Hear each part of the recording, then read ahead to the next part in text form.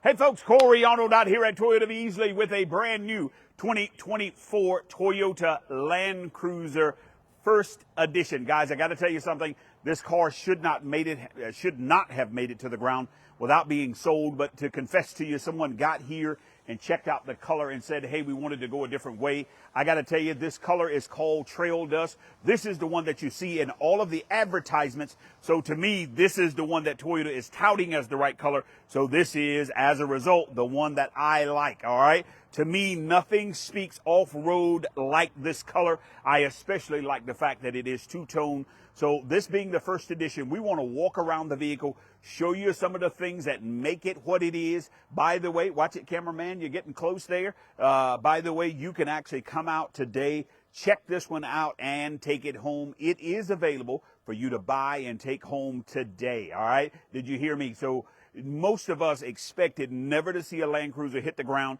As a matter of fact, when we were taking our initial orders, we were telling people that it could take up to 2 years. Well, that's changed a little bit, but I got to tell you, this one here has come available, all right, only because the person that we got it in for has opted out or opted into a different color.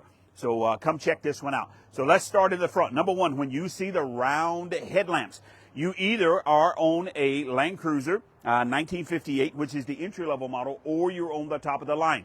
In this case, this is the top of the line that we've got. The first edition, again, is the top of the line of the three Land Cruisers. So we get the round headlamps that we've got there. Sensors, of course, in the front, all right? Also, this has got the panoramic view monitoring. Now, notice that that front camera is angled down just a little bit. The idea is that as you're going over rocks and logs and different things like that, it lets you see what's coming up so you're not getting those surprises. Hopefully, what's going to happen, you're not going to tear up your front end that we've got here. Coming around on the side, an 18-inch alloy wheel is standard. All right, now we've upgraded this tire, though. This tire is not standard. That's a 265/70 18-inch tire. I got to tell you, this truck doesn't look right unless you have got a tire with a lot of knob on the side as well as up top that we've got there. So it does have a tire upgrade. That is the factory alloy. Also on the side, the rock rails. Now, here's what this does. You go over a stump, and instead of it hitting and damaging the bottom of your door, it hits that rail right there. And of course, that rail is a lot easier to repair. That we've got rock rails are standard at this trim level, along with the actual roof rack that we've got up top. That is a special roof rack for the first edition that we've got there. All right, so let's check inside here. Now, notice also that we've got a camera here on the side. Now, the panoramic view monitor uses, instead of just a backup camera, all of our cars now have backup cameras. But the panoramic view monitor, we take the image from that front camera as well as the two images from the side and kind of give you a panoramic view, or what we used to call a bird's eye view of this vehicle that we've got there. All right, so let's check it out inside. 12.3-inch screen is actually standard on all of the Land Cruisers, but this one here has got a lot more. In a moment, we're going to jump in here and kind of talk about what we're seeing here after we get done with the outside, all right? We've got, so let me open up the back door back here. Oh, notice that this is actually, I'm going to go ahead and note this. This is actually a 8-way. Most of the time, Toyotas are 8-way power driver's seat, but on this side, it's only a 4-way. But in this case, 8-way, this is really, really nice. I got to tell you, anytime, probably about 10 times a year, you'll get a customer whose sole purpose on buying the vehicle is that this front seat on this side is actually just as adjustable as the driver's seat. And in this case, we actually have that story right there. All right, let's check out the back end here. All right, lots of room, tons of headroom in this vehicle. I feel like this is a little larger than the Toyota 4Runner, all right? It feels like that way to me. I don't know. I haven't looked at the dimensions on paper, but it looks that way to me.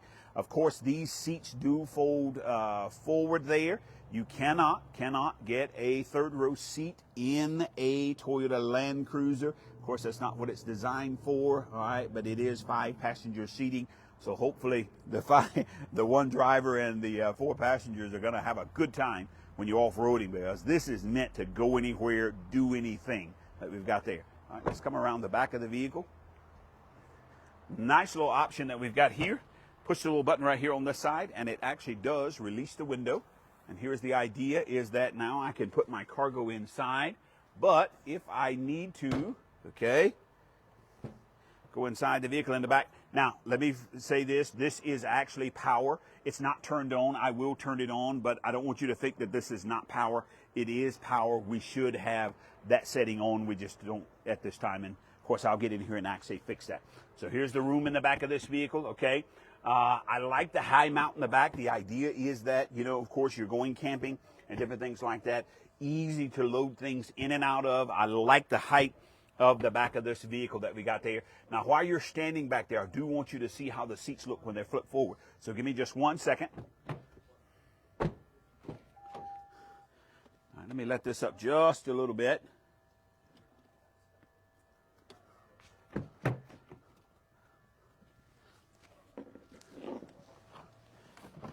There we go. One flip that we've got up. I want to do the other side as well. Just want you to see how much space we've got.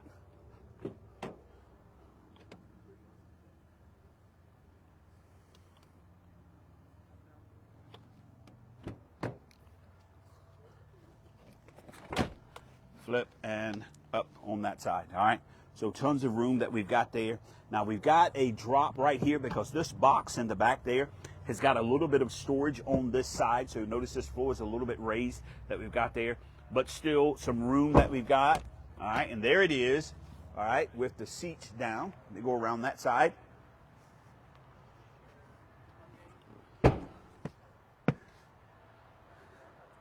That we've got there. So just, I got to tell you, if you're going camping, that is a ton of room.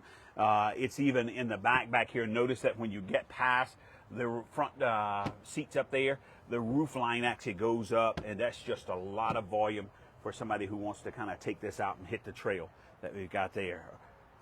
All right, so let's do this. Let's jump inside now. Let me help, cameraman, let me come over and help you get your seat set. You want to bring your seat back before you jump in?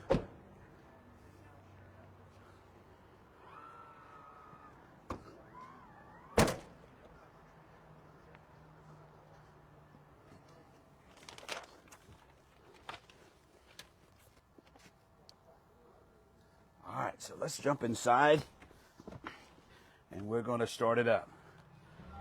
All right, guys, now keep in mind, all Toyota Land Cruisers are powered by a turbocharged 4-cylinder engine married to a hybrid Synergy drive system. Let me turn that off that we've got. So this is the Hybrid Max. Now, whenever you hear the term Max with Toyota, okay, so what Toyota does is go between the engine and the transmission. What's a transmission's job? Of course, an engine's job is to actually make power, all right, through a combustion process. Then a transmission's job is to transmit and multiply that power. So between the engine and the transmission, we stick an electric motor there to actually multiply that power. So here it is. Power comes off of the actual engine, comes through an electric motor, get further multiplied, then goes to a transmission, gets further multiplied, and then actually transmitted to drive wheels that we've got there. As a result, we are 465 pound-foot of torque. Let me say it again. 465 pound-foot of torque.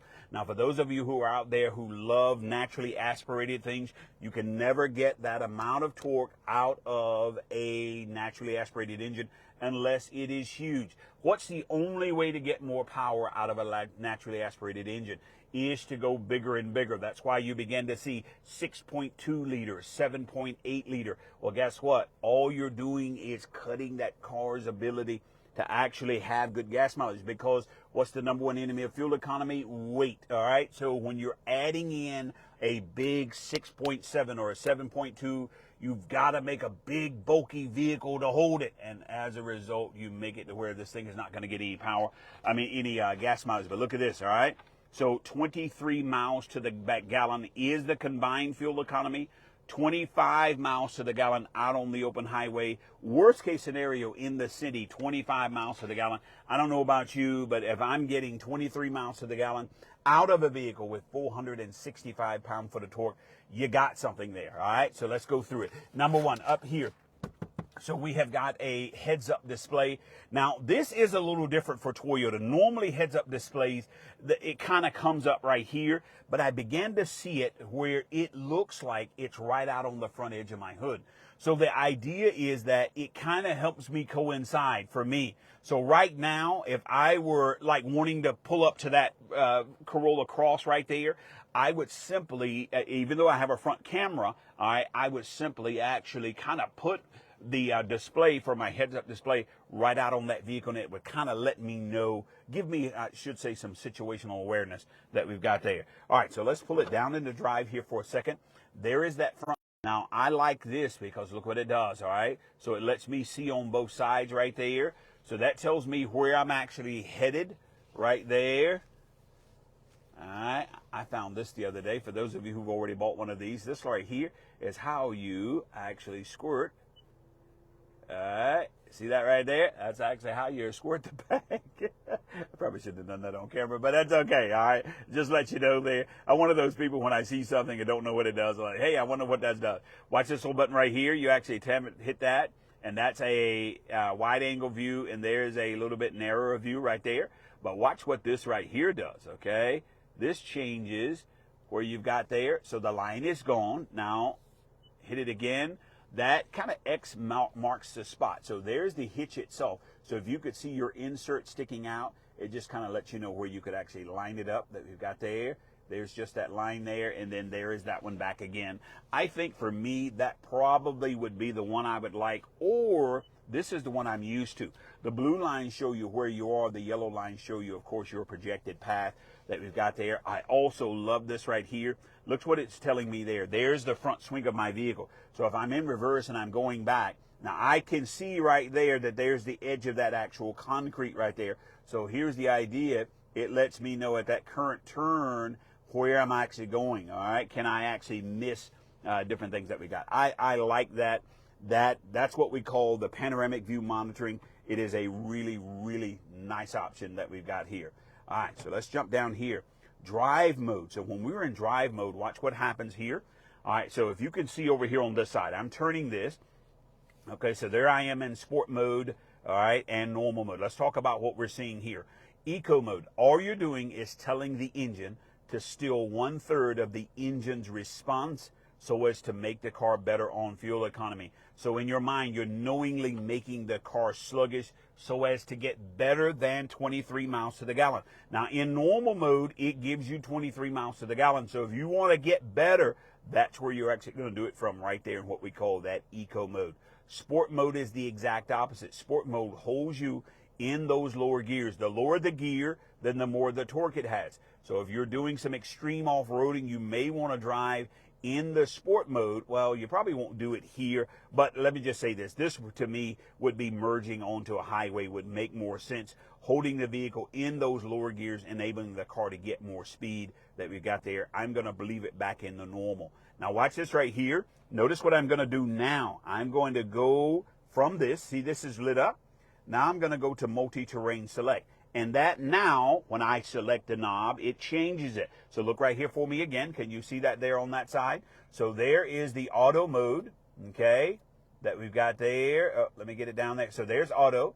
There's dirt, sand, mud, and deep snow. Guys, all this is going to do is change the throttle response so as to drive better in these terrains. You understand that? So when you're driving in sand, guess what you don't want to do? You don't want to break the wheels loose, otherwise you'll just dig yourself deeper and deeper. So when you're in that mode, that throttle is not going to be as responsive so as not to just spin yourself out. However, in deep snow, guess what you need to do in deep snow? You need a lot of throttle, because a lot of times driving in deep snow, you just need to keep spinning and keep going, all right? So it's actually going to adjust. Now, come back here for me, and also, you've got the crawl control or downhill assist control, downhill assist control. So let me tell you, crawl control is when you're in a situation where you've given up, you're ready to call somebody, this is what you want to go to. This is your last resort. This is the vehicle independently operating all four wheels, trying to dig itself out that we've got there. All right, so let's talk about what else we're seeing down here.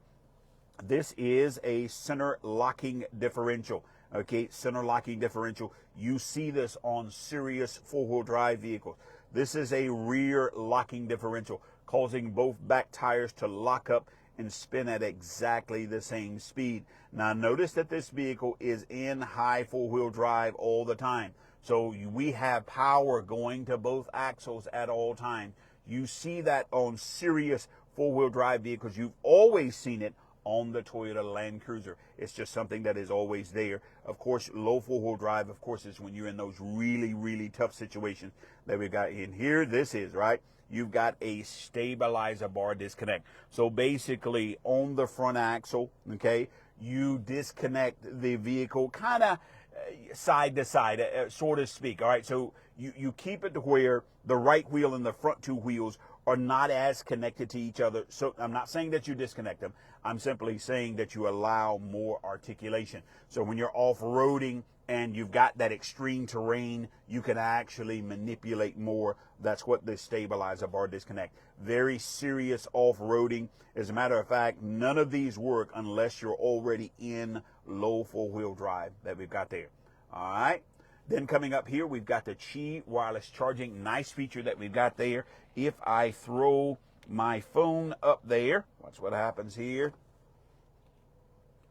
All right, and then I just get the wireless charging right up top right there. It'll pop up here. There it is right there. So wireless charging in progress that we've got there. All right, so across here, we've also got some more charging ports right there. These are the USB-Cs going across. The view when I'm sitting still, look at this right here. All right, that's kind of a nice option. All right, look at that right there. So that was the one that kind of shows me. You remember outside when we talked about it showing us what's underneath right there? So here it is. I can see that there's a drop coming up. So what I want to do is get my vehicle ready for it. So I'm just going to kind of slow down right there. And look at this right here. I'm easing right there. So what I did by not flying off of that, I didn't actually tear up my front bumper. I didn't tear up, more importantly, my transfer case and different things underneath the vehicle. So that's just a nice option that we've got there. All right, so let's go through some luxury options here because I know this has got a lot. Let's talk about heated seats with 3 settings on the passenger side. Ventilated seats with 3 settings, passenger side, that we've got here. Here is a heated steering wheel. Nice option that we've got there. It really lets you know, because this is the highest trim level, all of the luxury that we've actually got in the vehicle. Over here on my side, I've got the heated seat, 3 settings, ventilated seats, 3 settings that we've got there. All of the automatic climate control. So I hit automatic here. It does have the dual zone. So notice here, I've got mine on low. Cameraman has got his on 65. Hit sync, it makes them both actually the same that we've got there. Nice option. I found this the other day. This is kind of neat. I really didn't know what this was, but watch this right here. Let's say that's a little bit irritating. Twist that right there, turns that camera off, and it redirects that on the side. Now this is nice here because this is giving me a lot of times when I'm in the car with people who are kind of cold nature, first thing I want to do is turn it away from them. So what I'm suggesting, if they're in the car with me and I was actually driving one of these, just turn it off, and then it gives me the extra that we've got here. Because guess what? With me, in the summertime, you can never turn the air conditioning completely off. All right, I got to have something. All right, that's probably loud on camera, so let's get that turned down there. All right, let me just hit off here for a second.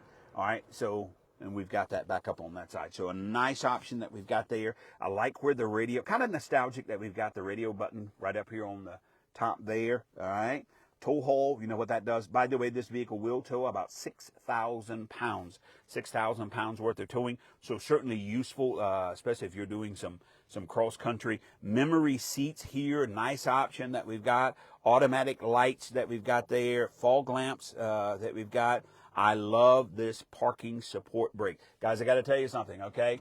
Whenever you're backing this vehicle up, when those sensors in the back feel like you're about to back into something, they're going to make your vehicle lock down. But sometimes when you're towing, you need to get close. So this parking support brake turn off button right here, you need to turn it off so it'll let you get a little bit closer to your trailer that we've got there. Oh man, look at that right there. I even just noticed it where it's got that on the side. Just kind of lets you know, how far you can go. Look at that. So at my rate, see that right there? See what it's doing? It's just kind of letting me know. So let's say there was a stump there, a jagged rock right there. Just kind of lets you know how far you can come before you do that. Guys, it is nice. I got to tell you, notice that you're not hearing that gas engine.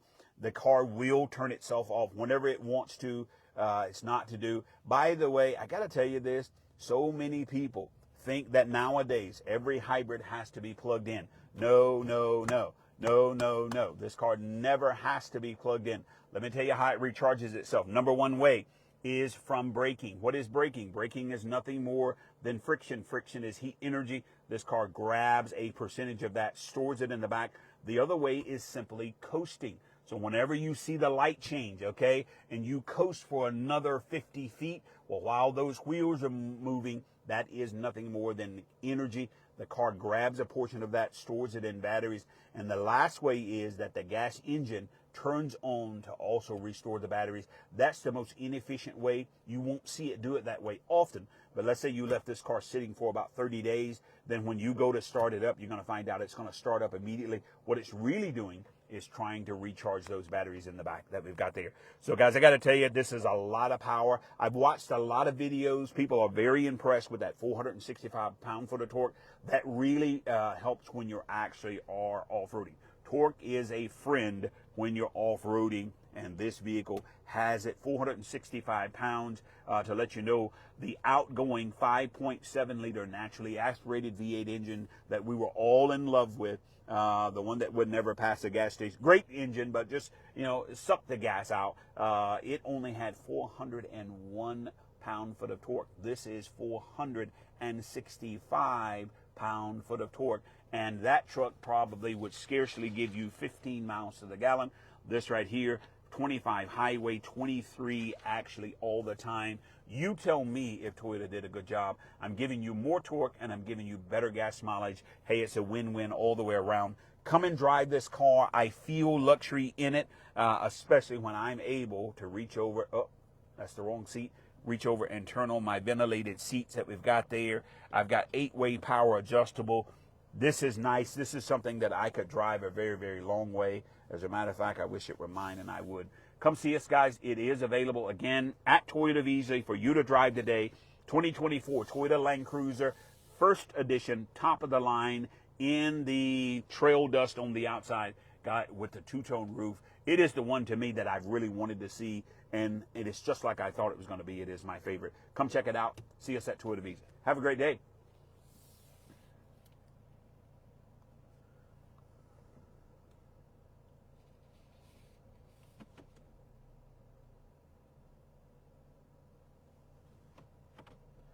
Give it a little gas to get back up on the porch.